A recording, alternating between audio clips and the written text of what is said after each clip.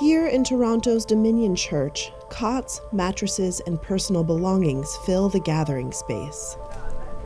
Over the past few months, the church has served as a temporary shelter for refugees seeking asylum in Canada. It is not the usual. This is not the usual, my friend. Senior pastor Eddie Jumba says many regular events have been suspended as a result. On Wednesdays, we do have a gathering. It's called the prayer evening. On Fridays, we do have a Bible study. It's called also a Bible study evening. Those are not happening right now. Months after Canada struck a deal to stem the flow of asylum seekers from the United States, the number of people filing refugee claims has risen instead of falling.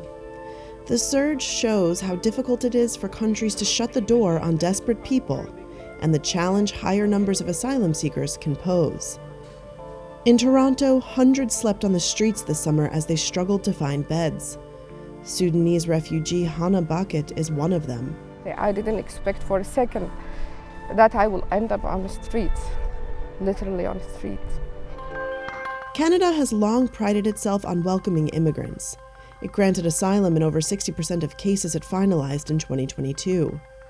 The country aims to bring in 500,000 new permanent residents by 2025. But more than 39,000 asylum seekers entered Canada last year via unofficial crossings, mostly into Quebec, prompting the French-speaking province to say it could not handle those numbers. In response, Canada and the U.S. in March expanded the Safe Third Country Agreement, an asylum seeker pact under which each country turns back refugees. The agreement now applies to the entire length of the country's 4,000-mile land border, rather than just at ports of entry. The expanded pact led to a dramatic drop in the number of people intercepted at informal crossings. But the overall number of asylum seekers entering Canada has surged.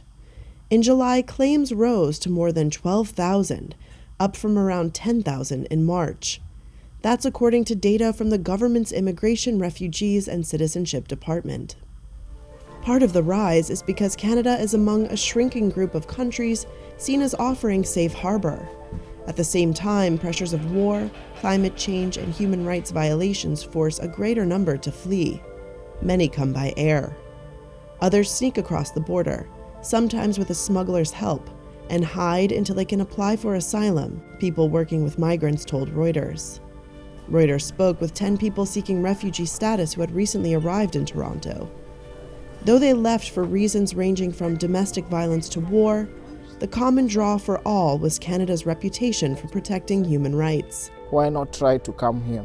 Since arriving in Canada in July, Bucket has been sleeping in a mosque and a church. You are scared, don't know what's going on around, who are the people around you, and it's a street at the end. So